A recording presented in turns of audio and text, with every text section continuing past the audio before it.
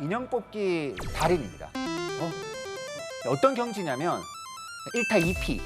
1타 2피. 뭐 이제 뭐 가운데를 노려라 이런 정도가 아니라. 근데 제가 이런 인형 뽑기를 잘하게 된 좀 사연이 있습니다. 제가 이제 모 아침 방송 프로에 나가게 되었는데 인형 뽑기 열풍이 있는데 그 원인이 도대체 무엇이냐를 분석을 좀 해달라는 거예요. 근데 한 번도 안 해봤었어요, 그때까지는. 근데 막 자료를 찾아보니까 뭐 이런 말이 있잖아요. 뭐 힘든 세상에서 뭐 작은 것의 기쁨을 누리고 뭐 그런 말들이 있어가지고 요즘 살기 힘들잖아요. 이런 거 뽑으면 기쁘잖아요. 뭐 이런 식으로 이야기를 했어요. 근데 집에 오면서 말도 안 되는 생각이 드는 거예요. 뭘 저게 인형을 뽑는다고 뭐가 행복하냐. 딱 그 앞에 인형 뽑기 딱 가게가 있는 거예요. 그래서 검증 차원에서 정말 그럴까라고 생각을 하고 들어가서 돈을 집어넣어 봅니다. 이 띠리띠리띠리 그러더니 막 들고 막 조금씩 오고 막 떨어뜨리고 해요. 근데 이건 너무 기쁜 거예요. 아직 하나도 안 나왔는데 뭔가 원했던 것이 내 쪽으로 끌어오는 느낌이 굉장히 오랜간만에 느껴보는 기분이었던 거예요. 그러니까 가시적인 목표? 이게 막 생기는 거예요. 그래서 막 공부도 막 하고 그러다가 이제 어느 날 돈을 탁 집어넣고 이거를 탁 끄집어내는데 야, 그 성취감이라는 게 와, 대단한 거예요. 막 속으로. 근데 막 옆에서 막 박수 막 쳐주고 막 그러는 거야, 막. 야, 내가 누군가로부터 그래 부러움을 이렇게 누가 나를 이렇게 부럽다고 한 적이 있었던가. 이 인형을 하나 뽑는데 이렇게 굉장히 기쁘구나라는 생각을 가지게 되었어요. 그래서 제가 이제 그날 이제 이걸 이제 뽑아와서 어느 날 이런 글들을 남기게 되었어요. 노력하면 된다. 노력하면 된다. 우리가 간절히 원하면 된다. 인생이 아니라 인형 뽑기는 정직하더라라는 생각을 가지게 되었습니다. 그게 이제 인형 뽑기 자체가 어떤 생물학적인 기쁨을 주는 게 아니라 그 배경이 워낙 힘들기 때문에 이런 일이 발생을 하는 거겠죠. 아까 소확행이라고 우리가 보통 이야기를 하는데 저는 그 말은 중확행, 대확행이 불가능한 사회이기 때문에 작은 거라도 내가 확실하게 좀 즐겁게 살자라는 이제 어떤 생각을 가지게 되었습니다. 자, 지금 보고 계시는 한 사진은 밤에 어떤 도시에서 관찰을 해보면 나올 수 있는 일상적인 모습입니다. 근데 어떤 사람은 다른 사회에서 왔다고 가정을 할게요. 그 사람은 저 광경을 보고 어떻게 말을 하냐면 왜 저렇게 도시에 무덤이 많아? 라고 이야기를 하는 거예요. 자, 서울의 지도에서 교회를 검색하면 저렇다고 합니다. 포털 사이트에 검색해보면 뭘 그렇게 나오고 막 굉장히 많거든요. 저 현상을 우리가 과연 그냥 신앙심에 투철한 많은 사람들이 여기 살기 때문이다 라고 해석을 해야 되느냐, 아니면 야, 너 왜 이렇게 신앙심에 투철해? 야, 이거 기도할 게 많잖아. 이걸 우리 가족의 건강부터 시작을 해서 뭐 우리 아이 시험부터 해서 기도할 게 많으면 어떤 사람은 근데 그걸 왜 기도를 해? 그걸 왜 기도로 해결을 하려고 해? 그거는 사회 시스템이 상식적으로 갖춰지면 그 사람들의 고통, 불안이 사라지는 건데 내가 아파도 큰 돈 안 들 수 있는 의료의 공공성을 만들어 놓으면 내가 적극적으로 치료받고 다시 사회에 들어가게 되겠죠. 근데 우리 사회에서 과연 그러한가? 의료의 공공성이 없죠. 주거의 공공성이 없죠. 교육의 공공성이 없죠. 그러니까 뭔가 절박한 거예요.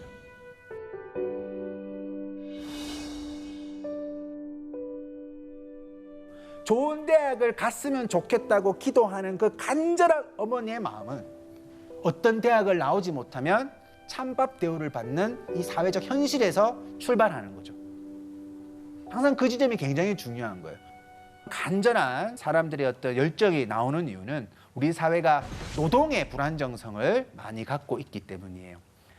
실제로 작년에 서울시에서 서울 시민을 대상으로 조사를 한 적이 있는데 내가 어떤 경우에 차별받을 거라고 생각하십니까? 여러 가지 문화, 뭐 소득, 성별, 뭐 지역 등 했는데 소득 수준에 따라서 차별을 받을 것이다라고 생각한 사람이 절반 가까이 됩니다.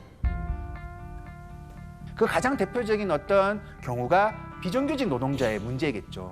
우리 사회가 사실상 비정규직 노동자들이 너무 많고 그 비정규직 노동자가 대부분 저임금 노동자로서 살아간다. 제가 드리고 싶은 말씀은 그 비정규직이 많고 양극화가 심해지면 우리가 가난한 사람을 이상한 이미지로 바라봅니다.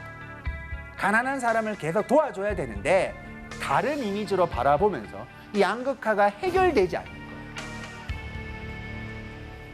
자, 비정규직 노동자가 왜 힘드냐? 뭐 저 문장에서 다 나오는 거 아닙니까? 아니, 워킹을 하는데 푸어 하는데 뭐 어떡하란 말입니까? 우리 사회 시스템이 이래요. 내가 일을 하면 리치 부자 되겠다라는 게 아니라 가난을 모면하려고 주 40시간 일을 하는 거예요. 아무리 성실하게 일을 해도 내가 만약에 비정규직이다, 파견직이다, 뭐 용역직이다, 그런 어떤 타이틀이 바뀌어지게 되면 내가 아무리 발버둥을 쳐도 가난할 수밖에 없는 계속 상황에 놓여지게 됩니다. 먼저 급여에 대해서도 우리가 간단하게 한번 짚어보면 뭐 여러 가지 뭐 나름의 요즘 이제 정부가 많은 힘을 써서 간격이 좁혀지고는 있지만 비정규직은 정규직이 받는 급여의 70% 이하 정도의 급여를 받고 있습니다. 이것도 되게 좋게 해석을 한 거라고 생각을 하고, 대기업 정규직이 100만 원을 벌 때 비정규직은 35만 원 정도의 급여를 받습니다. 굉장히 열악한 환경이 있다는 거죠. 그리고 노조를 많이 가입을 해야지만 부당한 것을 말을 할 수가 있는데, 우리나라 정규직 같은 경우에는 한 12.8% 정도 노조를 가입을 하고 있는데 비정규직은 1.9% 정도의 노조를 가입하고 있습니다. 자, 먼저 이제 비정규직 노동자들의 열악한 생활 공간에 대해서 한번 짚어보도록 하겠습니다. 이렇게 왼쪽에 보고 계시는 화장실 안에 무슨 잡다한 생활용품이 굉장히 많이 들어가 있는데, 어떤 강남의 굉장히 비싼 아파트의 경비원 생활 공간이라고. 그다음에 병원에 청소 노동자들이 휴식 공간을 꾸리고 있는지에 대해서 나타내고 있는 그림입니다. 법을 제대로 공부를 해보시면, 그러니까 헌법 제11조에 보면 누구든지 생활의 모든 영역에서 차별받지 아니한다라고 말은 되어 있는데, 실제로는 이게 과연 21세기에 존재할 수 있는 일인가라고 생각이 들 정도로 끔찍한 일들이 벌어지는 거죠. 자, 여기서 엄청난 딜레마가 발생하게 되죠. 워킹에도 푸어합니다. 어떤 일을 택하면 가난해요. 우리 가난하려고 일하기 싫잖아요. 그러니까 일을 해도 가난하지 않을 몇 가지 직업의 사람들이 모여들기 시작을 하겠죠. 그러면 어떤 일들이 벌어집니까? 굉장히 많은 것들을 평가하기 시작을 하는 거죠. 그냥 단순히 뭐 학점 갖고 와 이게 아니라 만능인이 돼야 됩니다. 만능인. 성격도 좋아야 되고, 뭐 국토 대장정 몇 번 갔다 와야 되고, 막 우리가 취업의 어떤 바늘구멍을 통과하기 위해서 굉장히 많은 사람들이 많은 걸 준비를 해야 돼요. 자, 그러면 이제 어떤 일이 벌어지냐면 대학교 가서 그것만 준비해서 늦잖아요. 그러니까 굉장히 빨리 경쟁에 들어가는 거죠. 제가 이제 초등학교 A가 4학년인데 몇 년 전에 1학년 입학을 했을 때 저는 굉장히 놀랬었어요. 그러니까 뭐냐면 이제 아침에 이제 학교를 데리러 주는데 그 동네의 모든 학원이 다 와 있는 거예요. 전단지를 들고. 태권도복 입은 사람도 있고 막 별의별 어쨌든 사람들이 와가지고 막 전단지를 돌리는데, 나를 딱 붙잡더니 아버님 영어는 뭐 시키세요? 최 선생이 좋아요, 뭐 이런 말을 하는 거예요. 그래가지고 영어를 7살, 8살 때 한다는 거를 생각을 못 했던 것 같아요. 그래가지고 영어요? 영어 안 하는데요? 라고 말을 하니까 어쩌다가요? 뭐 어떻게 하려고요? 그러다 큰일 나요. 그러니까 모든 사람이 다 하고 있는 거예요. 우리가 사회 구조를 바꿔 나가자라고 이야기를 해야 되겠지만 실제로는 야, 너 그 일 하다 큰일 난다. 또 이렇게 살다가 큰일 난다. 이 자본주의 사회에서 좋은 상품이 되기 위한 교육을 받는 거예요. 그 풍토를 사회학에서는 자기계발이 지배하고 있는 시대라는 식으로 표현을 합니다. 자기계발 아주 중요한 겁니다. 중요한 건데 여기 약간 좀 모순이 조금 존재를 하는 거죠. 그 풍토를 사회학에서는 자기계발이 지배하고 있는 시대라는 식으로 표현을 합니다. 자기계발 아주 중요한 겁니다. 중요한 건데 여기 약간 좀 모순이 조금 존재를 하는 거죠. 볼까요? 어떤 자기계발서는 밤을 새우면서 공모전을 준비를 하는데 그냥 커피만 마시면 화장실 자꾸 갖고 오고 그러니까 커피를 믹스채로 막 씹어 먹는 거예요.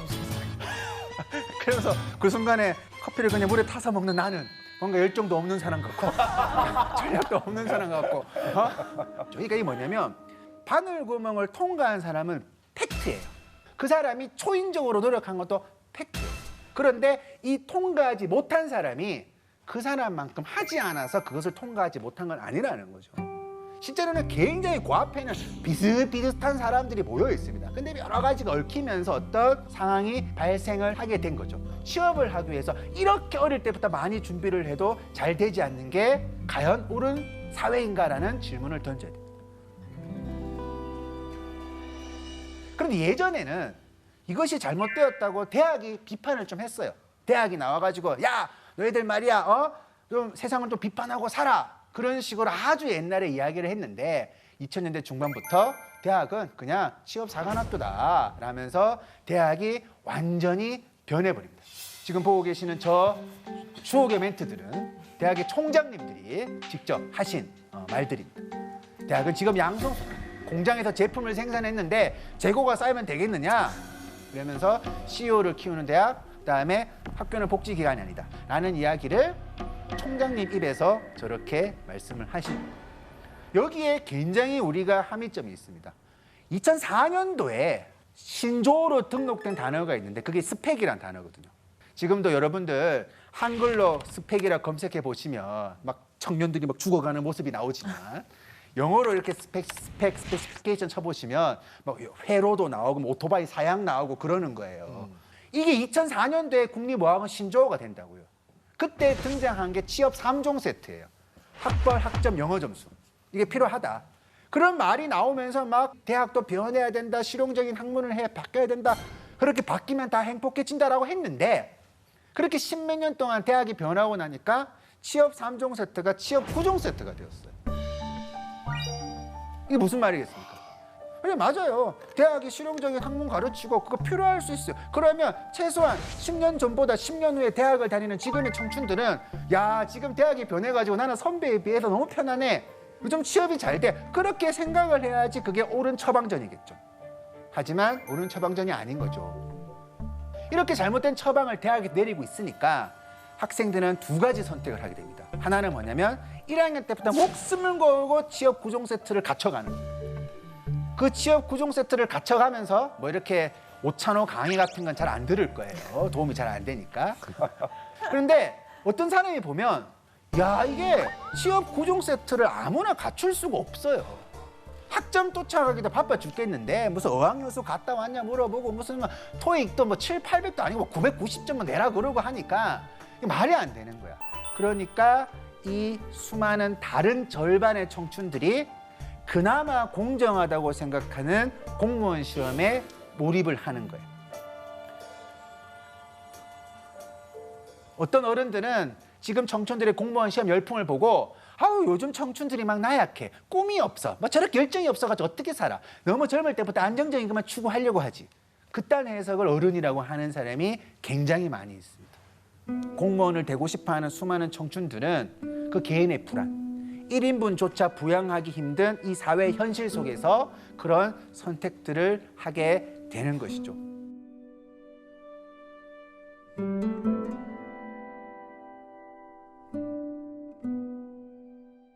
어떤 몇 년 전에 너무 오랫동안 공무원 시험을 준비를 해서 부모님한테 미안을 하니까 공무원이 됐다고 거짓말하고 1년 동안 막 돈도 보내고 막 했던 거예요. 이제 그러다가 결국 자살을 나중에 선택을 하게 되었습니다. 그런 일들이 굉장히 많은데 그런 어떤 기사가 쫙 날리면 막 댓글들이 막 나오겠죠. 그 댓글에서 가장 공감대가 높았던 댓글이 저한테 막 굉장히 큰 울림을 줬던 기억이 있습니다. 이런 어떤 유사한 사례가 발생이 되면 사람들이 이 페어플레이 없는 세상에서 패자부활전이 없는 세상에서 공무원이 되기 위해 가지고 저런 노력을 했지만 또 이것이 바늘구멍이 되면서 생명을 안타깝게 잃게 되는 그런 일들이 벌어지는 것이죠. 계속 어떤 워킹에도 푸어한 사람, 계속 그런 상황에 노출되어 있으면 사람이 무너집니다.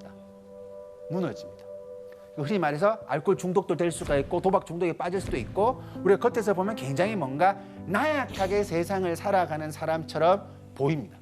그것은 계속 본인이 가난했기 때문에 나타난 결과잖아요. 그런데 우리가 이런 잘못된 사회에 길들여져 있으면 그 모습을 보면서 저것이 바로 너가 가난한 원인이다라고 보는 거예요. 네가 그렇게 게으르게 사니까 지금 그런 꼴 당하는 거 아니냐라는 질문을 받게 되는 거죠. 자, 그렇게 있으니까 그 사람들을 도와주자라고 누가 말을 했을 때 왜 게으른 사람을 도와줘? 왜 저렇게 노력하지 않는 사람을 내 세금으로 도와줘? 왜 저 사람들한테 뭘 많은 돈이 필요해? 그렇기 때문에 늘 자본주의 사회에서는 빈곤층이 존재하고 빈곤층이 해결되지 않는 거죠.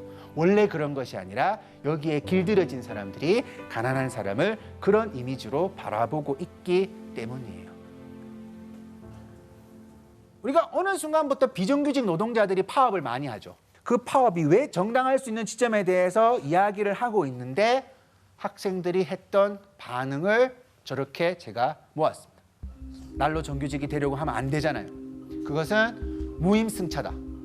도둑놈식보다. 다 모든 게 경쟁의 결과라고 보는 거잖아요. 쟤들이 비정규직인 거 경쟁의 결과인데 공부 안 해서 비정규직이 되어놓고 왜 정규직 전환을 요구를 하느냐 라는 이야기거든요. 이 경쟁에 대해서 우리가 과연 옳은 이미지를 갖고 있는지를 한번 생각해 보셔야 돼요. 한국인들이 워낙 경쟁심이 심하니까 야, 너희들은 왜 그렇게 경쟁심이 심해라고 질문을 던졌습니다. 한국 친구가 그 외국 친구에게 이렇게 말을 했다고 합니다. 이 경쟁에 대해서 우리가 과연 옳은 이미지를 갖고 있는지를 한번 생각해 보셔야 돼요.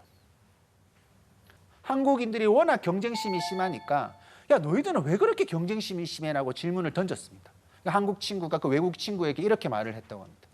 내가 어렸을 때 초등학교 1학년 때 받아쓰기 시험을 치는데 선생님이 1등 100점 한 명만 이렇게 세워가지고 다 같이 박수를 치게 했다는 거예요. 그 말을 하니까 그 외국인 친구가 정말 다 보는 앞에서 1등 이렇게 세워서 박수 치게 했다고? 깜짝 놀라는 거예요. 또 선생이라는 사람이 다들 보는 앞에서 1등을 칭찬을 주는 것은 다른 사람이 1등이 아니다라고 규정을 하는 거기 때문에 굉장히 비교육적으로 보는 거죠. 왜냐하면 경쟁의 세 가지인 기회와 가정과 결과에 대해서 함부로 평가할 수 없기 때문이에요. 예를 들어서 이런 겁니다. 1등보다 10등이 더 노력했을 수도 있어요. 엄친아 1등 하는 것보다 정말 열악한 환경에서 10등 한 친구가 훨씬 더 많은 노력을 했을 수가 있다는 거죠. 두 번째 과정을 보면요. 이게 어떤 거냐면 그날 아침에 개똥만 봐도 하루 종일 짜증내는 게 사람이라고요. 근데 어떤 가정에서 부모님이 화목하지 않아가지고 막 욕을 먹었고 폭력을 당했던 어떤 아이가 과연 그 시험 현장에서 동등하게 경쟁할 수 있느냐. 우리는 이걸 다 무시하고 어떤 시험을 통해서 얻어내는 결정에 대해 가지고 우리는 굉장히 뭔가 옳은 것처럼 이야기를 했습니다.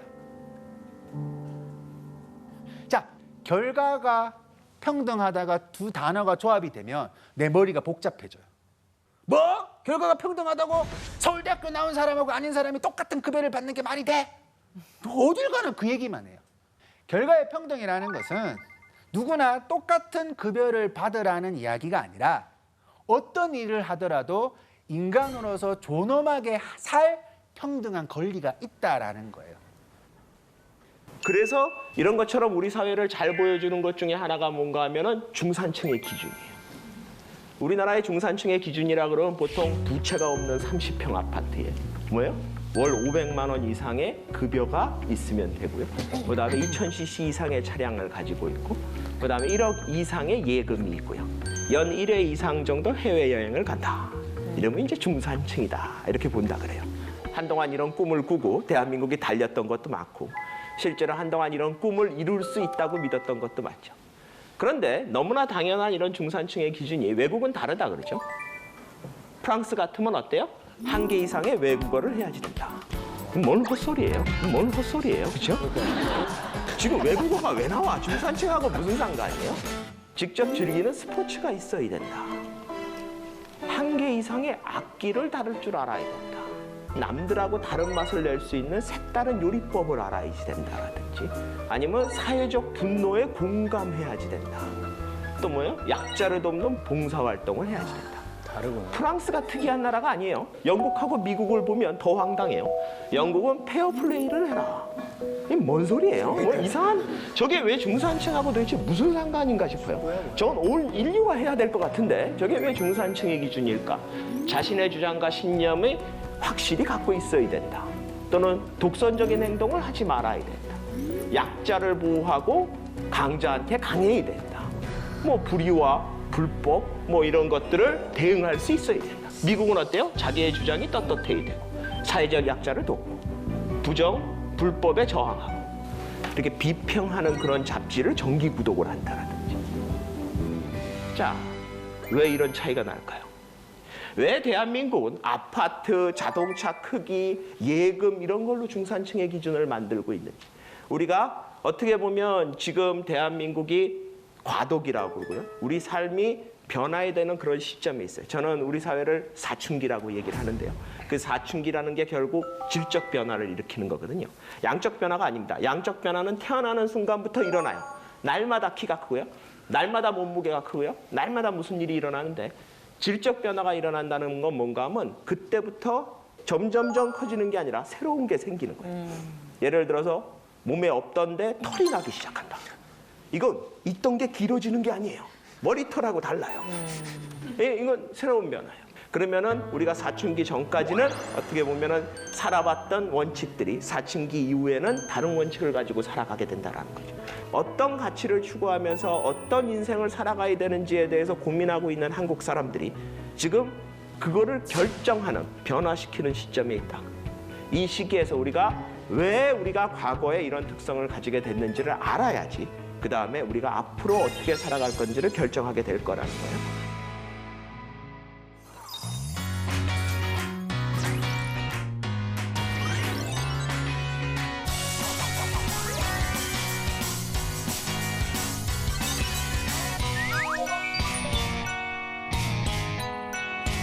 그래서 제가 복합유연성으로 시작을 하려고 그래요. 복합유연성은 뭔가 하면 심리적인 특성인데요. 양극적이고 어떤 직선적인 것을 잘 인식을 안 하고 모든 것을 순환적이고 복잡한 복합적인 관계로 인식하려고 그런다. 이렇게 생각하시면 돼요. 제가 이렇게 직선 위에 서 있다고 한번 생각을 해보세요. 직선 위에 서 있으면은 저보고 여러분들이 오른쪽으로 갈래, 왼쪽으로 갈래 물어보신다 그러면 제가 이렇게 고민을 하다가 오른쪽으로 갈래 한다라고 생각을 해보죠. 그래서 오른쪽으로 걸어가기 시작해요. 직선을 따라서. 오른쪽으로 걸어간다는 얘기는 뭐예요? 무조건 왼쪽에서 멀어진다는 거예요. 오른쪽으로 걸어가면서 왼쪽으로 가까워지는 방법은 없습니다. 왼쪽으로 가고 싶으면 여러분들은 돌아야 돼요. 그래서 반대쪽으로 걸어가는 수밖에 없습니다. 이게 직선적 사고예요, 일종의. 그런데 여러분들이 원 위에 서 있다고 한번 생각을 해보세요. 원 위에 서 있어요. 그래서 여러분들이 저한테 물어봐요. 오른쪽으로 갈래? 왼쪽으로 갈래? 그럼 제가 이렇게 보다가 오른쪽으로 갈래요. 그래서 오른쪽을 원을 따라서 걷기 시작했어요. 자, 그러면 이건 왼쪽에서 멀어지는 걸까요? 왼쪽으로 걸어가고 있는 걸까요? 왼쪽으로 가고 있죠. 모르죠. 그렇죠? 네. 어느 시점까지 멀어지는 것 같은데 어느 시점에 가면 결국 만날 거라는 생각이에요. 이 얘기는 뭔가 하면 우리나라 사람들은요, 뭘 하나를 얻기 위해서 뭘 잃어버리고 이걸 하려면 저걸 해야 된다 이런 걸 별로 좋아하지 않아요. 이게 복합 유연성이에요. 실제로 심리학 실험을 이제 조사 같은 거를 해보면요, 여러분들도 뭐 설문조사 이런 거 해봤죠. 무슨 제품에 대해서 어떻게 생각하냐, 요즘 뭐 정치인에 대해서 어떻게 생각하냐 이런 거 많이 물어보는 거 있을 텐데 보통 그런 거 물어볼 때 어떻게 물어보나 하면 이렇게 너 이 사람에 대해서 어떻게 생각하냐 그러면 좋다, 싫다. 아니면 여러분 스스로의 지금의 감정에 대해서 물어본다. 그러면 나는 슬프다, 기쁘다. 뭐 이런 식으로 만든 설문지를 많이 썼어요. 이걸 서구에서 하면요, 서구 사람들은 극단적인 데다가 답을 잘해요. 왜냐하면 자기는 기뻐. 그러면 슬프지 않다는 얘기예요. 기쁨의 반대말이 슬픔이라는 걸 잘 받아들여요. 그냥 좋아. 싫지 않다는 얘기예요. 그러니까 싫은 거에 반대말이 좋다는 걸 잘 받아들여요. 근데 이런 조사를 하면 한국인의 특징이 뭔가 하면 답이 가운데로 몰려요, 한국 사람들. 뭐 좋기도 하고 뭐 싫기도 하고 또 너무 슬프다 보면 또 기쁜 것도 생각이 나고 뭐 이런 식으로 자꾸 대답을 하고.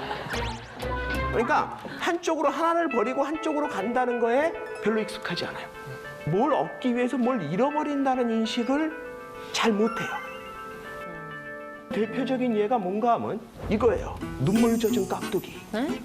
여러분들 중에 눈물 젖은 깍두기 드셔보신 적 있으세요? 별로 없으실 텐데 저는 먹어봤어요. 그게 뭔가 하면 2015년에 제가 이제 연구년이었기 때문에 일본에 가서 있었습니다. 거기서 이제 혼자 이제 날마다 뭐 하나 사다 먹고 뭐 이러고 나가서 사 먹고 그러다 이제 지겨워서 이제 한국 음식점을 찾아 나서기를 시작했어요. 근데 이제 제가 있는 동네가 이렇게 번화가가 아니라서 한국 음식점이 없더라고요. 그래서 어쩌냐 이러면서 그 돌아다니다가 우연히 한 고깃집인데 한국 음식을 해요. 그러니까 몇 개의 메뉴가 있어요. 너무너무 반가운 거예요. 야, 거의 뭐 산삼을 캔 거예요. 그래가지고 우와 이러면서 들어가서 앉아가지고 메뉴를 봤는데 곰탕이 있어요. 야 너무너무 반가운 거예요. 그런가 하면 싸요. 한 6,500원 뿐이 안 해요. 환율도 좋았고 그래서 곰탕을 시켰어요. 그랬더니 처음에 이제 곰탕이 나오면서 갖고 오는데 한 요만한 새끼손가락 요만한 김치 3쪽을 줘요. 곰탕을 먹기도 전에 3개를 다 먹어버렸어요. 이러고 나니까 여러분들 곰탕이나 설렁탕 이런 거 김치 없이 드실 수 있어요? 그러니까 당연히 불러가지고 여기 김치를 좀 더 주세요. 그랬는데 김치를 사야 된대요. 돈 달라 그러죠. 예. 그래서 사겠다. 얼마냐? 그랬더니 3,500원이래요. 그래도 시켰는데 곰탕보다 비싼 김치를 먹을 순 없잖아. 그러니까 더 시킬 수는 없는 거예요. 이거 더 시키면 김치만 7,000원이에요.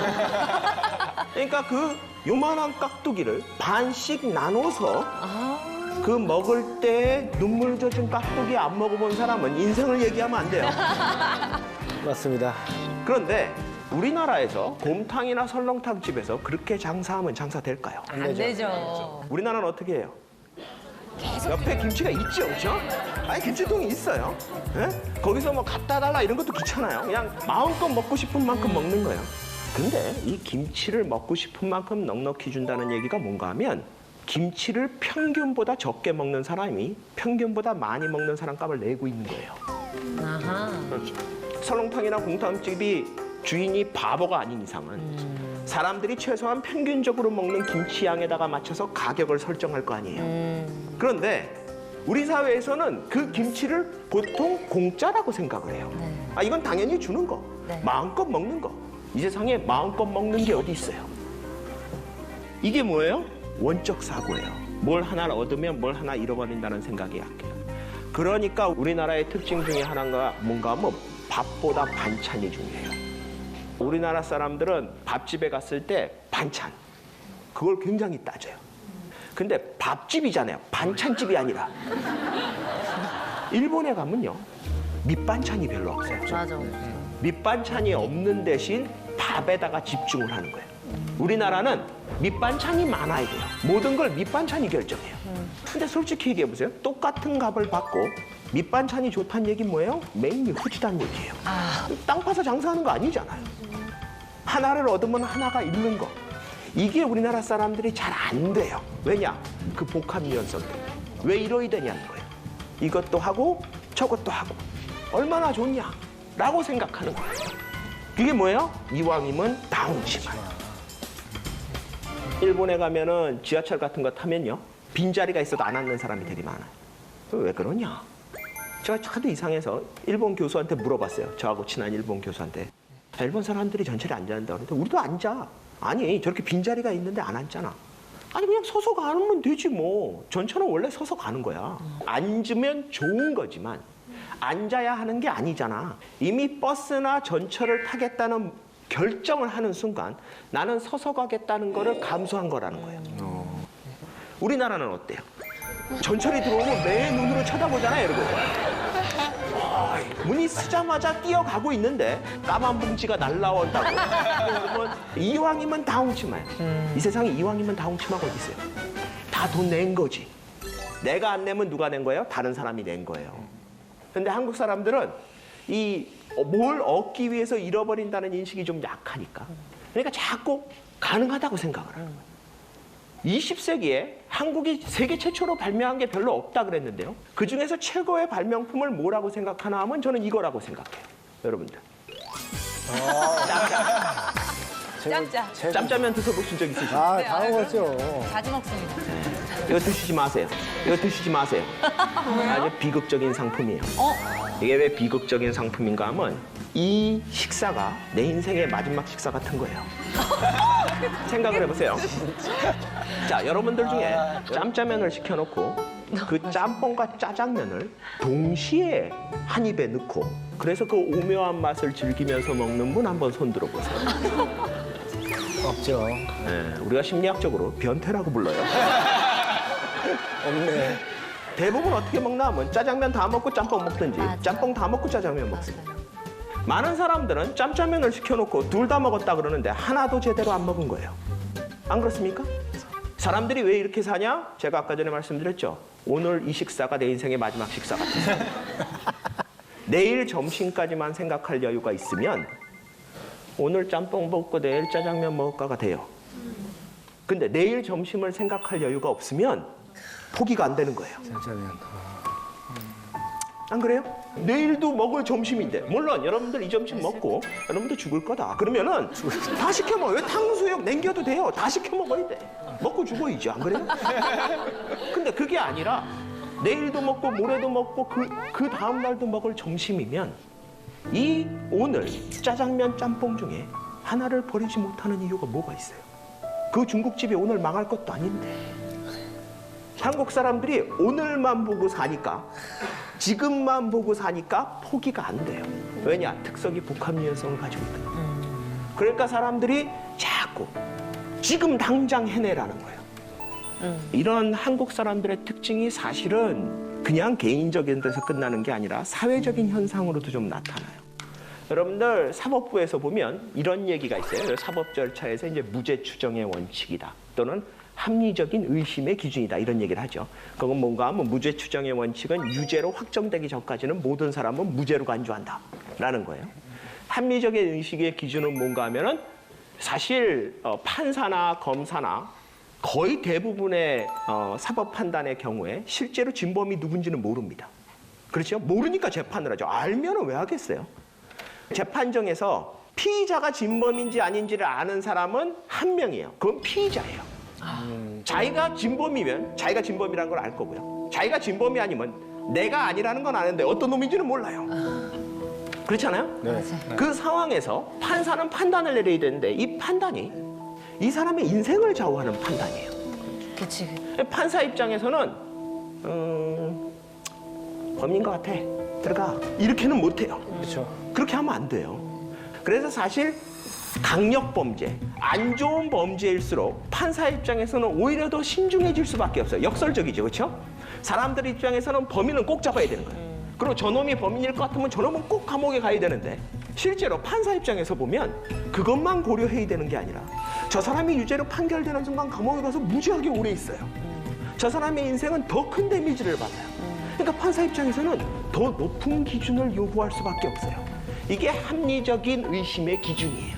그런데 그래도 여전히 모르는 상태에서 하는 거기 때문에 때에 따라서는 진범인데 무죄가 나오는 경우가 있어요. 이거는 실제로 처벌이 돼야 되는데도 불구하고 처벌이 안 됐으니까 무처벌 오류라고 불러요. 무처벌 오류를 피하자면 유죄를 많이 내리면 돼요.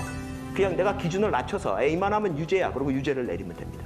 근데 이러면 어떤 경우가 벌어지나 하면 처벌 오류가 늘어나요. 10몇 년, 20년 동안 감옥에 있었는데 왜 나왔는데 무죄로 밝혀졌다. 네네. 그래서 만약에 처벌 오류가 싫어서 무죄를 많이 내리게 되면 그러면 뭐가 늘어나요? 진범이라도 풀려나는 사람들이 많아져요. 이 두 개가 같이 움직입니다. 한쪽을 얻으면 한쪽을 잃는 구조가 될 수밖에 없어요. 이게 기본적인 사법 절차의 원칙이에요. 여러분들이 무처벌 오류를 줄이기 위해서 처벌 오류를 감수하자. 처벌 오류를 줄이기 위해서 무처벌 오류를 감수하자.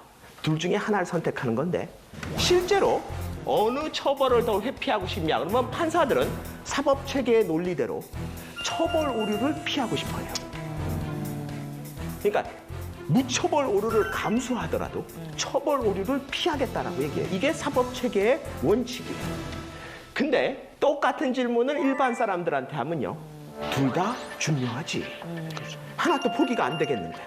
나쁜 놈을 놓치는 것도 안 되겠고 억울한 사람이 감옥에 들어가는 것도 안 되겠다는 거예요. 그러다 보니까 사법부 판단이 국민들이 보면은 이해가 안 되는 게 나오는 거예요. 내가 보기엔 범인일 것 같은데 무죄를. 저게 왜 무죄가 나오지? 이게 얻는 것과 잃는 것이 동시에 존재하는 사회에서 어느 위험을 더 감수할 거냐로 제도로 만들어놨는데 우리 사회가 훨씬 더 복합 유연성을 갖고 있기 때문에 저걸 받아들이기가 상대적으로 조금 더 힘들다는 거예요. 노력에다 기인을 해야지 그 자식이 다음에 뭐라도 할 게 있으니까 모든 사회는 그 사회 구성원과 자식들이나 모든 사람들한테 자꾸 노력에다 기인하게 하는 거예요. 근데 노력에다가만 기인을 하면 무슨 일이 벌어지냐? 이런 일이 벌어져요. 제가 이거 직접 강화도 전등사에 가서 찍은 건데요. 오늘 기원합니다. 이거 뭐 여러분들 절뿐만이 아니에요. 교회, 성당, 뭐 하여튼 종교 비슷한 거 전부 다에 가면 전부 다 저런 것들 있죠. 네, 기와 종 등 거기다 뭐 비는 거 씁니다. 그 중에 제일 많은 것 중에 하나가 뭐예요? 대학 대학 합격. 합격. 저거 쓴다고 붙을까요? 전혀. 저거 쓴다고 붙어요? 아니에요. 여러분들 이런 걸 뭐라고 부르나 하면 착각적 통제감이라고 불러요. 사람들은 자기가 통제할 수 없는 걸 그냥 통제할 수 없다고 내버려두면 불안해서 못 살아요. 그러니까 통제할 수 없는 것도 마치 자기가 통제할 수 있는 것처럼 믿고 싶어져요. 그래서 사람들이 내가 지금 고생하고 힘들고 어려운 시간을 보내고 있으면 나중에 보상받을 거라고 믿어요. 대한민국 사회가 지금 이러고 있는 거에 가장 대표적인 자료가 뭔가 하면 이거예요. 여러분들 대학 진학률이 75%였다가 그나마 조금 줄어서 지금 70%예요. 여러분들 우리나라 산업 구조상 대학 졸업장이 필요한 직장이 몇 프로쯤 될 것 같습니까? 지금요? 30%? 네, 지금? 한 30%. 30% 정도? 많아야 40%는 안 넘어요. 그런가요? 네. 왜냐하면 우리가 주변에 있는 수많은 직업들 중에 저 직업이 대학 졸업장이 있어야지 할 수 있는 걸까 생각해 보면 없는 게 더 많아요. 근데 청년의 70%는 대학을 가는데 그들이 취업할 자리는 40%가 안 된다. 이 얘기는 뭔가 하면 대학에 가고 있는 젊은이의 절반은 본저 찾긴 글렀다는 얘기예요. 이건 구조적인 문제예요. 이게 누가 뭘 잘못해서가 아니라 대학 졸업장을 가지는 애들이 70%고 대학 졸업장이 필요한 직장이 40%가 안 되는 나라에서 이 문제를 어떻게 해결을 합니까? 그런데 왜 다 이 대학에 가고 있어요? 왜 이 대학에 남들이 가고 있으니까? 여러분들 지금 대학 가가지고 본점 찾을 수 있는 사람이 절반뿐이 안 된다는 얘기를 사회에서 잘 안 해요. 자꾸 그 본전을 찾아주겠다는 얘기만 해요. 그럼 어떻게 찾아줄 건데요? 5년 안에 우리나라 산업 구조를 바꿔서 대학 졸업장이 필요한 직장을 70%로 늘립니까? 아니요. 이게 해결이 됩니까? 안 돼요. 이거 안 되는 거예요. 그런데도 불구하고 사람들한테 자꾸 달리라 그러는 거예요. 그 부모들이 자녀를 그냥 심심해서 돈이 남아 돌아서 보내는 게 아니라 먹고 싶은 거 안 먹고 입고 싶은 거 안 입고 사고 싶은 거 안 사고 없는 돈에 쪼개고 교육시켜서 보내고 있는데 그걸 그냥 한번 보내보라고 그래요? 왜냐? 그냥 가던 거니까? 저는 우리 사회가 가난이 대물리되는 원리가 여러 가지가 있고 이유가 많다고 생각하지만 저는 기본적으로 심리학자로서 생각하는 얘기를 한번 해볼게요. 제가 아들이 둘인데요. 첫째 아들을 대한민국에서 그냥 일반적으로 부모들이 교육시키듯이 시킨다고 생각을 해요. 일반적이라 그러면은 그게 뭔가 하면 교육비를 한 2억 정도 쓰는 거예요. 여러분들 우리나라에서 교육비가 평균 전체 평균이 1억 7천만 원 얼마 나오니까요. 좀 먹고 살면 아니 그러니까 대학 졸업할 때까지. 네. 2억 정도라고 보시면 돼요. 일반적으로. 그건 이제 평균이에요. 그러니까 네. 많이 쓰는 사람은 훨씬 더 많이 쓰겠죠. 자, 2억을 들여서 애가 따라만 준다면 소위 얘기해서 좋은 고등학교 보내고 학원 보내고 뭐 하고 뭐 대학교에만 갈 수만 있다면 좋은 대학교에 보내고 가서 또 열심히 공부하고 요새는 어학연수까지 해야 됩니다. 어학연수 갔다 오고 취직한다고 또 해가지고 운이 좋아서 TVN 같은 데 좋은 데 취직했다고 치죠. 그러고 나서 또 돈이 철철 남아서 한 2억 7천만 원 들여서 결혼까지 시키는 거예요. 그러면은 뭐 한 사람당 한 5억 최소한. 자식이 둘이면 10억짜리입니다. 어떻게 키워? 근데 대한민국에서 그 돈을 드릴 수 있는 부모가 얼마나 되겠어요? 별로 없어요. 그러니까 무슨 짓을 하냐? 불러다가 이렇게 얘기하는 거예요. 진짜 고맙다. 보람 있다. 네가 이렇게 좋은 데 취직하고 네 밥벌이하고 네 학교를 가는 거 보니까 너무너무 고맙다. 그런데 여기까지다. 너 이제 네 살 거 네가 살아라. 네 동생도 있고 엄마 아빠 노후도 있으니까 이제부터는 네가 월급 벌어서 네가 장가가고 네가 집 마련하고 그러면서 살아. 자, 이 얘기가 틀린 얘기예요? 맞아요. 네. 자, 그래서 이제 큰아들은 그렇게 갔고요. 근데 둘째 아들이요, 싹수가 노래요. 얘 뭐 어렸을 때부터 얘는 아니라는 느낌이 확 들어요. 그러니까 이제 공부 안 시킵니다. 이제 뭐 그냥 1년에 한 번씩 그냥 축구공을 하고 뭐 축구화 하나씩 사주면서 건강하게 나쁜 일 하지 말고 잘 커라 이러고. 맞아. 뭐 가끔 가다가 그래도 둘째 애도 친구들을 보니까 나도 학원 갈래 뭐 이러면 행여 그런 생각하지 마라 이러면서 이제 그냥 그러면서 키워요. 근데 이제 부모가 그래도 현명해서 야, 네가 대학 가면 뭐하냐? 기술을 배워라. 그래서 한 돈 2천만 원 주면서 너 가서 어디 가서 좋은 기술 하나 배워와. 배웠어요. 배우고 왔다 그러는데 가만히 생각을 해보니까 큰애한테는 한 1억이 넘는 돈이 들어갔는데 둘째한테는 다 쳐봤더니 한 3천만 원 들어갔어요. 지금까지. 왜냐? 축구공하고 축구화 12컬레로 끝낸 거예요, 그냥. 이걸 참 어쩌나 좀 미안한 거예요. 그래서 둘째한테 야, 내가 너 너무 돈이 안 들어가서 미안한데 내가 포크레인 2대 사줄게. 포크레인 한 대가 1억이 좀 안 된다. 2대 사면 할인도 해줄 테니까 한 1억 7천이면 2대 살 겁니다. 그래서 둘째 아들은 한 포크레인은 자기가 몰고요. 한 포크레인은 세를 줍니다. 기사를 고용해서. 여러분들 대기업 직원으로 사는 거하고 자기 포크레인 한 대 가지고 한 대는 세 주고 사는 거하고 어느 쪽이 더 삶이 좋을 것 같으세요? 포크레인. 포크레인입니다. 진짜. 누가 더 삶이 좋을지 모르지만 분명한 거는 어느 한쪽이 더 나을 것 같지도 않아요. 근데 우리나라 부모들은 대부분 다 큰아들처럼 키우고 싶어요. 최악은 뭔지 아세요? 근데 우리나라 부모들은 대부분 다 큰아들처럼 키우고 싶어요. 최악은 뭔지 아세요? 자식을 돈을 2억을 들였는데요. 어학연수까지 보냈어요. 근데 취직이 안 돼요. 그러니까 인제 포크레인을 배워요. 진짜 요즘 많이 근데 문제는 포크레인 기사를 따고 왔는데 이제 포크레인을 사줄 돈이 없어요. 2억을 공부하느라고 써버렸잖아요. 그러면 이 사람이 어디로 가냐? 그 아까 전에 그 친구의 새 놓는 포크레인의 기사로 갑니다. 대한민국이라는 사회가 뭘 열심히 안 해서 이 문제가 생기는 게 아니에요. 그 방향이에요. 내가 지금 고생을 하고 힘들고 있는 이거의 내용이 뭐냐는 거예요. 자식한테 돈을 들이지 말자는 얘기가 아니라 그게 과연 내 자식한테 가장 좋은 건가? 이걸 하면 내 자식한테 도움이 되는 걸까에 대한 고민을 하고 시작을 해야 된다는. 근데 그렇다 그러더라도 수많은 사람들을 비난할 수는 없어요, 한국 사람들. 왜냐? 아무도 그 사람들한테 뭘 해야 되는지 가르쳐주지 않았어요. 우리 사회는 열심히 하면 되는 것처럼 얘기했지 뭐든지 뭘 해야지 된다는 얘기는 안 가르쳐줬어요, 아무도.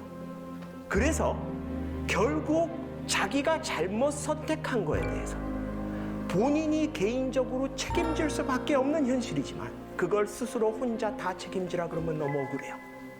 한국 사람들은 죽으라고 열심히 산 죄뿐이 없어요.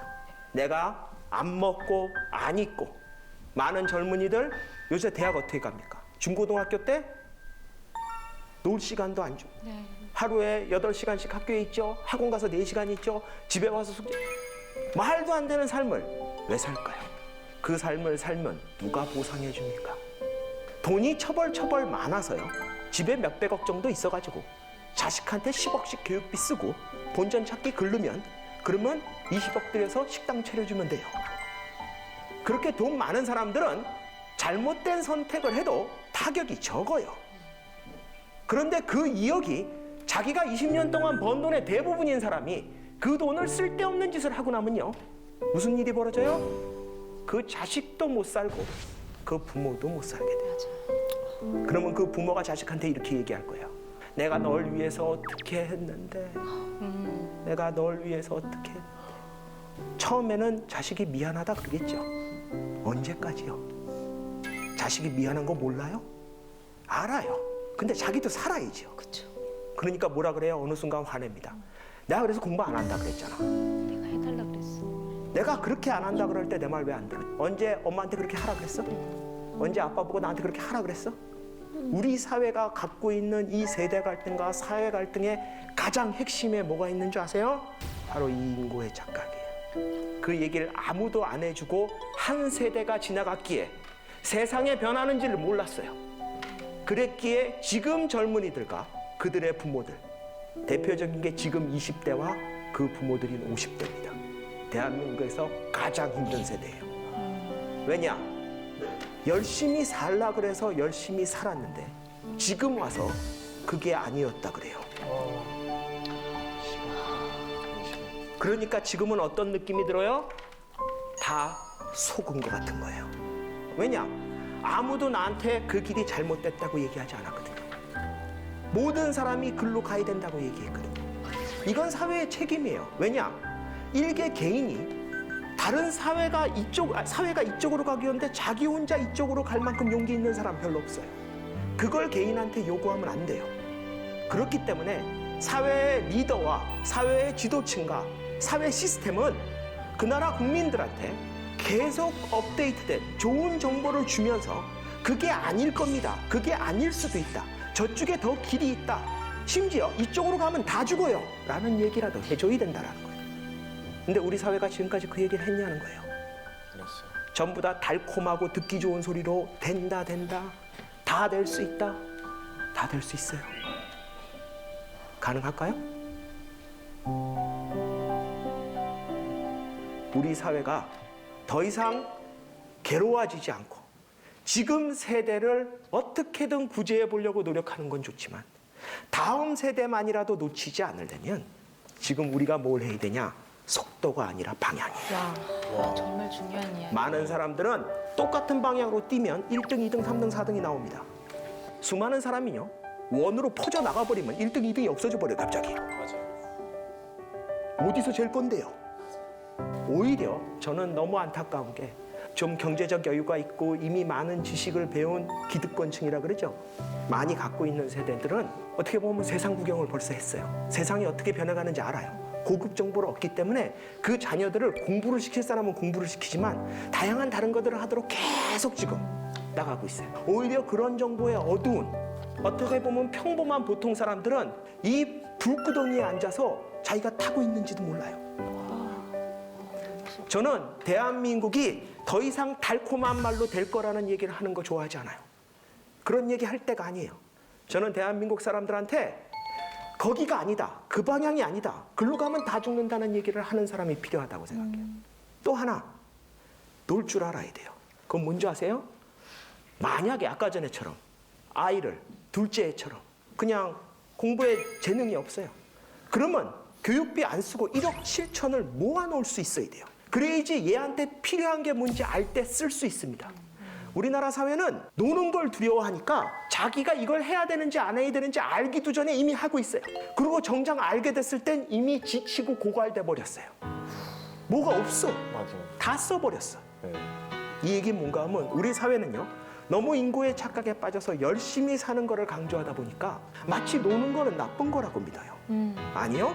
노는 거는 다음 도약을 위해서 축적하는 거예요. 그래야지 다음 도약을 할 에너지가 있어요. 문제는 아무것도 모르고 그냥 혼자 막 뛰어다녀요.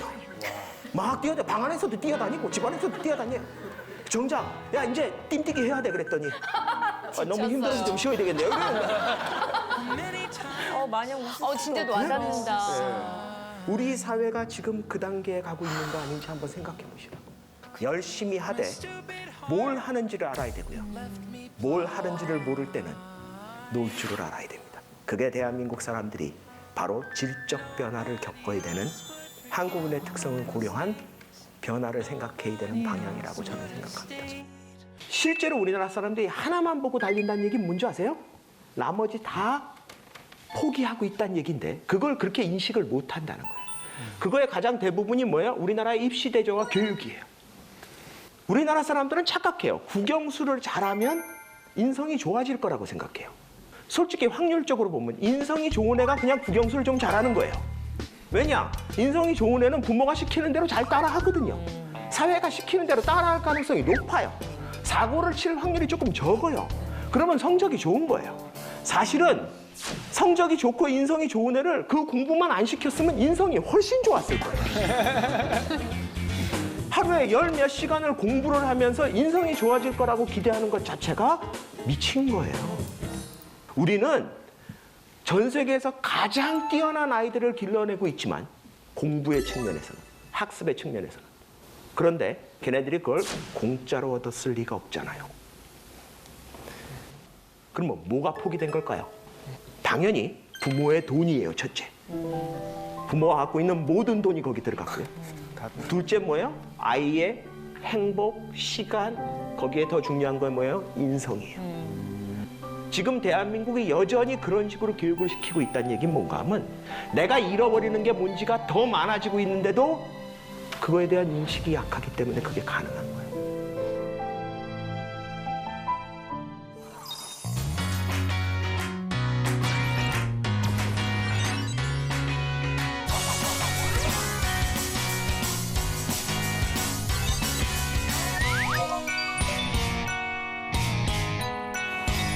한국 사람들이 이놈의 불확실성 회피 때문에요. 자기가 눈에 안 보이는 걸 잃어버리는 걸 몰라요. 불확실성 회피는 뭔가 하면요. 눈에 보이지 않거나 손에 잡히지 않는 것들. 그러니까 명확하게 이렇게 인식되지 않는 것들의 가치를 약하게 여기는 성향이에요. 불확실한 건 싫은 거예요. 이런 불확실성 회피를 가장 잘 보여주는 게 뭐냐? 불법 다운로드 1위를 보면 우리나라가 불법 다운로드로는 거의 세계 탑입니다. 난 진짜 제가 너무 그런 게 아이들이 텔레비전을 안 봐요. 그렇죠. 네. 네? 그런데 모든 프로를 다 봐요. 이게 어디서 보냐 그거. 그러면은 다 인터넷에서 본대요. 자, 여기 계신 분들 대부분 다 스마트폰 쓰시죠? 네. 자신의 스마트폰에 모든 거는 다 돈 주고 산 거든지 합법적인 거다. 그것만 있다 하시는 분 손 들어보세요. 그런 것 같아요.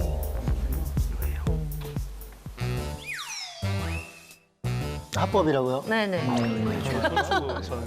이철수 씨는 왜 올리다가 내려요? 네. 그렇죠. 드신 분이 소수예요. 대부분은 손 안 드셨어요. 그럼 나머지 분들은 스마트폰에 뭔가 있다는 거예요. 아마 너무나 좋아하는 어쩌다 어른에 불법 파일이 있을지도 모르겠어요. 여러 번 보려고. 그렇죠? 자, 대부분 손 안 드신 분들 집에 가면 마트에서 훔친 물건이 있다 하시는 분 손 들어요. 있더라도 이건 손을 못 들어요. 최근에 없는 것 같아요. 이게 더 범죄 같죠, 그렇죠? 그건 더 나쁜 짓 같아요. 뭐가 다를까요? 뭐가 다를까요? 남이 공들여서 만들어 놓은 누가 봐도 법적으로 그쪽 소유라고 돼 있는 파일을 받아서 내가 갖고 있는 거랑 남의 물건을 훔쳐서 집에다 갖다 놓은 거랑 무슨 차이가 있어요? 그런데 왜냐? 이건 내가 직접 훔친 거 아니에요. 내가 가서 들고 온 적 없잖아요. 내 컴퓨터에 있다 그래도 이건 실체가 없는 것 같아요. 파일이라는 건 실제 실체가 없는 것처럼 느껴지잖아요. 이게 불법 다운로드가 횡행할 수 있는 이유예요. 제가 그래도 꽤 유명한 그러니까 강의하는 교수 중에 한 명입니다. 제가 어디 가서 강의를 하면은 굉장히 돈을 많이 받는데 보통 이분들이 어떻게든 깎으려고 해요. 근데 사실 그런 기업들한테는 그 돈이 큰 돈이 아니에요. 한 부서 회식비 정도 될까 말까예요. 그런데 그거는 고기를 먹잖아요. 저는 말만 하고 가거든요. 그러니까 거의 아니 그냥 한번 해줄 수 있잖아요. 뭐 이런 식이에요. 이게 왜 우리 사회가 지적 재산권이나 이런 것들이 지켜지지가 않냐? 온 국민이 그걸 별로 신경 쓰지 않아요. 내 눈에 보이지 않고 내 눈에 직접 손에 잡히지 않는 거는 별로 중요하게 생각을 안 한다. 왜 우리가 이렇게 됐냐? 우리나라가 근대에 아주 불행한 역사를 경험하면서 내가 보기에 우리나라 사람들의 가치가 거의 손실된, 손상된 것 같아요. 없어져 버린 것 같아요. 그걸 볼 수 있는 게 뭔가 하면 종교 비율이에요. 보면 한 종교도 우리 사회를 지배하고 있지 않아요. 여러분들 굉장히 안전된 사회를 가면요. 그 사회를 지배하는 지배 종교가 있습니다. 이탈리아는 저희 천주교였죠. 천주교죠. 유럽은 대부분 그렇습니다. 천주교. 제가 얼마 전에 유럽 여행을 가서 무슨 대성당이다. 세계에서 3번째로 큰 거 봤는데 보고서 사람들이 우와 하면서 제 아내하고 가족들은 아름답다 그러는데 저는 첫 마디가 미쳤다 그랬어요. 도대체 이걸 어떻게 만들었을까 싶어요.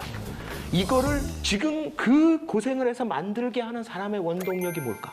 그게 끝까지 완성됐다는 얘기는 뭐예요? 그 사회에서 그 말도 안 되는 짓이라고 보이는 거를 하는 거에 주류 세력이 있었다는 거예요. 어떤 사회나 그 사회를 지배하는 종교가 있습니다. 특히 오래된 사회는. 왜냐하면 종교를 바꾸는 게 쉽지 않기 때문에 그래요. 그 사회는 거의 다 모든 사람이 모태 종교가 돼요. 근데 우리 사회가 지배 종교가 없이 모든 사람들이 골고루 다양한 종교를 가질 수 있다는 얘기 뭔가 하면 모태 종교가 없어진 시점이 존재한다는 거예요. 그러니까 모든 사람이 자기가 마음껏 편하게 자기 종교를 고를 수 있는 시점이 우리 사회에 존재했다는 거예요. 그러면 자기 마음에 드는 걸 골라 가질 수 있습니다. 원래 지배 종교가 있는 사회는 종교는 고르는 게 아니에요. 태어날 때부터 있는 거고 그걸 거부하려면 소위 얘기해서 자기 부모까지 거부하면서 강렬히 저항해야지 가능한 거예요. 왜냐? 온 가족이 다 같이 일요일 날 아침에 성당 간다 그러면 자기만 안 가야 돼요. 온 가족이 절에 간다. 자기만 안 가야 돼. 이런 과정을 겪으면서 지배 종교를 극복할 수 있는 거기 때문에 한 사회에서 지배 종교가 없어지는 거는 엄청난 사건이 있기 전에는 안 없어집니다.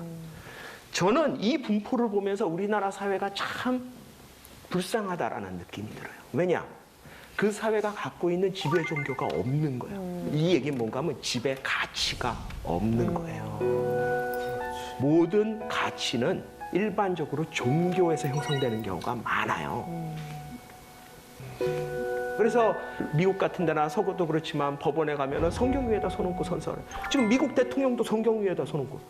사실은 말이 안 되는 거예요. 미국이라는 사회가 수많은 종교와 수많은 다양한 사람들이 살고 있는데 미국 대통령이 되려면 성경 위에다 손을 얹고 선서했잖아요. 이거 왜 성경이에요? 이건 더 이상 종교가 아니에요. 그 사회의 가치지. 그 사회의 다수의 가치가 돼버렸다는 얘기예요. 우리 사회에 지배 종교가 없다라는 얘기 뭐냐? 우리 사회에 다수가 같이 공유하는 가치가 없다라는 거랑 비슷한 거예요. 그래서 이걸 만들어가는 과정이 있기 때문에 지금 너무나 고통스럽고 혼란이 많은 거예요. 우리나라가 전 세계에서 성형 1위래요. 10만 명당 성형하는 사람이 898명. 전 세계 1위예요. 다행히 화장품은 2위예요. 아주 근소한 차이예요. 이겨야 되는데 저걸. 네? 바뀌어야 돼요? 굉장히 아쉬워하고 있어요. 아우 좋다. 뭐든지 저렇게 1등을 해야지만 직성이 풀리죠. 왜 이렇게 외모에 집중하냐? 야, 외모에 집중하는 거는 그만큼 다른 걸 드러낼 게 약해서 그래요. 이 세상에 사람이 가치 없이 살 수는 없잖아요. 내가 추구하고자 하는 것과 내가 얻고 싶은 게 있어야지 살아요. 근데 내가 원래부터 그걸 가지고 있는 게 강하게 없다면 내 눈에 강하게 쉽게 보이는 거에 휩쓸릴 가능성이 높아요. 우리나라 사회가 왜 성형외과가 많냐? 외모지상주의라서 그래요. 왜 외모지상주의가 됐냐는 거예요. 그 얘기는 뭔가 하면 그거를 이길 만한 어떤 다른 가치가 없어서 그래요. 눈에 안 보이는 것들에 대한 인식이 약하면 약할수록 눈에 보이는 것들만 세지죠. 이게 영원한 2등의 한계예요. 왜냐하면 2등은요 그냥 수치에 매달려요. 왜? 수치는 보이기 좋거든요. 그러니까 우리나라가 제일 좋아하는 게 뭐예요? 크고 세고 뭐 이런 거예요. 우리나라가 전 세계 자동차 산업이 굉장히 잘한다는데 우리나라 자동차 산업이 전 세계에서 제일 잘 만드는 기술이 뭐냐 그러니까 엔진이라 그러더라고요. 왜냐? 엔진이 가장 수치로 잘 나타난대요. 그러니까 마력이라든지 토크라든지 수치. 여러분들 핸들링 이런 건 수치로 잘 안 나와요. 서스펜션 이런 느낌이에요. 그러니까 이런 것들은 잘 안 만드는 거. 발달이 안 되는. 영원히 뭔가가 정해지면 거기 따라가야 돼요. 근데 이 정하는 건 누가 정해요? 퍼스트 무버가 정해요. 스마트폰을 좋은 건지는 이미 선진국에서 정하고요. 좋다 그러면 기가 막히게 따라갑니다. 그러니까 뭐예요? 더 작은 거 잘 만들어요. 더 얇은 거 잘 만듭니다. 더 센 거 잘 만들고요. 더 빠른 거 잘 만들어요. 그런데 중요한 건 뭐예요? 왜 만들어야 되는지를 몰라요. 이 불확실성 회피가 강한 한국인이 얼마나 왜라는 질문을 안 하는가를 한번 생각해 보려면 제가 보기엔 이걸 보면 알 수 있을 것 같아요. 여러분들 이거 제가 전철역에서 찍은 건데요. 여러분들 이게 뭔지 아시죠? 그렇죠? 보신 적 있으시죠? 전요. 네, 여기 다 있어요. 저거를 교통정보 시스템이라고 불러요. 네. 저건 왜 있을까요? 자, 사람들이 전철의 플랫폼에 서자마자 저걸 보통 쳐다봅니다. 이러고 봐요. 그리고 저기 전철이 없으면 그리고 낙담해. 저기 전철이 딱 나타나면 그러죠. 여러분들이 저걸 아무리 뚫어지게 쳐다보고 있어도 전철은 빨리 안 옵니다. 저건 전철을 빨리 오게 하거나 늦게 오게 하는 시스템이 아니에요. 그냥 전철이 어디 오고 있느냐를 알려주는 거예요. 그러면 여러분들은 그 알려주는 정보를 받았어요. 자, 그 정보 어디다 쓰셨어요? 네? 그 정보를 어디다 썼냐고요? 이걸 어디다 썼냐를 알려면요, 여러분이 이 전철을 어디에 전철이 있느냐에 따라 여러분들의 행동이 얼마나 바뀌냐를 생각해 보면 되는데 실제로 바뀌는 게 거의 없어요. 그러니까. 그러면 저건 쓸데없는 짓을 한 거예요. 아니요. 옛날에 저게 아예 없을 때 그러면 전철역에 서면요, 사람들이 뭘 했나 하면 시커먼 터널을 쳐다봤어요. 근데 그 표정이 안 좋아요. 왜냐? 시커먼 터널이잖아요. 하고 쳐다보면 오나 이러고 보는 거예요. 네, 거기 노란색 불이 뭐가 보이는 듯 하면 온다. 이러다가 아니에요. 잘못 본 거예요. 그러면 이러고 있는 거예요. 그거 하지 말라고 해놓은 게 이거예요. 이건 대국민 심리 서비스예요. 아 진짜. 많은 사람들은 저 정보를 갖다가 자기가 뭘 할 수 있을 거라고 생각하지만 실제로 여러분이 한 건 뭔가 하면 저걸 쳐다보면서 혼자 생각하고 있는 거예요. 온다. 빨리 와라. 사실 전철역에 있는 모든 저 시스템이 똑같지 않아요. 예를 들어서 다른 역에는 이렇게 된 것도 있어요. 이게 웃긴 게 이 전철은 불이 들어와요. 그러다가 역에 딱 서면 불이 꺼집니다. 완전 대박. 네? 이게 저렇게 들어가다가 여기 딱 쓰잖아요? 불이 딱 꺼져요. 이거 누가 만들었냐? 옛날에 그 노란 불을 기다리던 사람이 그 마음에서 만든 걸까 말이야. 야, 이거 불러주면 좋지 않을까? 이래가지고 넣은 거예요. 근데 솔직히 생각을 해보세요. 이 시스템과 앞에서 본 시스템이 기술적으로 차이가 있을까요? 기술은 똑같아요. 단지 열차를 빨간색으로 할 거냐, 흰색으로 할 거냐, 불을 들어오게 할 거냐, 안 들어오게 할 거냐. 어떤 전철역에 가면요, 이게 여기 4개인 것도 있어요. 여기 4개인 것도 보여줘요. 그러니까 이 얘기는 뭔가 하면 기술적으로는 다 똑같은데 사람들한테 어떤 심리 경험을 하게 만들어줄 거냐를 결국은 뭐가 결정을 해요? 소프트웨어가 결정을 하는 거예요. 하드웨어는 똑같아요. 여러분들 멀리 안 가도 돼요. 이런 거 비슷한 거, 인간의 경험을 결정하고 있는 거 여러분 날마다 보는 거 있어요. 그게 뭐냐? 이거예요, 이거. 여러분 컴퓨터에서 파일 같은 거 다운받으면 이렇게 쫙 저 초록색 바가 와가지고 커지죠. 네. 저것도 사실은 이런 게 파일을 이제 저장한다, 복사한다 뭐 이렇게 되면 복사하는 프로그램이랑 별개로 화면에 저걸 보여주는 프로그램을 또 돌려야 되는 거예요. 따로 만드는 거예요. 화면에 이걸 보여주지 않으면 복사를 더 빨리 할 수 있어요. 저장을 더 빨리 할 수 있고. 요즘은 컴퓨터가 빨라서 두 개의 거의 차이가 안 날지도 모르지만. 그런데 옛날에 컴퓨터가 느릴 때도 이거 다 보여줬거든요. 이걸 왜 보여줬냐? 이게 없으면 사람들이 무슨 짓을 하는지 알기 때문에 그래요. 여러분들 생각해 보세요. 여러분들이 큰 파일을 하나 복사를 하거나 저장을 하려고 클릭을 딱 했어. 근데 컴퓨터가 아무런 변화가 없어요. 그러면 사람들이 어떻게 되나 하면 귀를 갖다 댑니다. 왜냐, 이게 시각적인 정보로 안 오면 이제는 청각적인 정보에 의존해. 네, 위임 소리가 나거든요. 안 죽었는데. 너무 궁금한 거예요. 내가 클릭을 했는데 이 컴퓨터가 일을 하고 있는지 아닌지가 너무 궁금한 거예요. 근데 왜 하필 이 초록색 반은 계속 커지고 있을까요? 왜냐하면 생각보다 한가한 인간이 너무 많아요.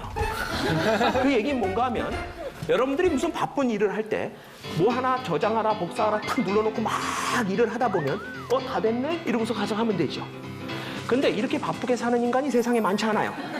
그러니까 복사하라고 눌러놓고 나면 그걸 보고 있어요. 그러니까 복사 중 이렇게 나오면 심심한 거예요, 이게. 이게 뭐 복사가 얼마나 된 걸까? 이게 궁금한 거예요. 그러니까 저 초록색 바가 점점 커가는 걸 보면서 좀 덜 지루해 하라는 거예요. 옛날에 컴퓨터가 더 빨라서 빨리 복사되고 빨리 저장되는 거를 만들 필요가 있을 때는 하드웨어가 중요했어요. 이제는 기술력이 그걸 넘어서 버렸어요. 여러분들 중에 몇백만 원짜리 컴퓨터를 사건 몇십만 원짜리 컴퓨터를 사건 여러분들이 하는 일에 거의 차이가 없어요. 이런 시대에서 돈을 더 들이는 걸 어디다 들이나 하면 바로 소프트웨어에다 돈을 들이는 거예요. 왜냐? 이제 하드웨어가 인간의 경험을 결정하는 게 아니라 소프트웨어가 인간의 경험을 결정하는 시대로 온 거예요. 그걸 전 세계에서 가장 먼저 정확히 알고 이용한 사람이 누구냐? 스티브 잡스예요. 잡스. 여러분들 스티브 잡스가 만든 광고를 보면 알 수 있어요.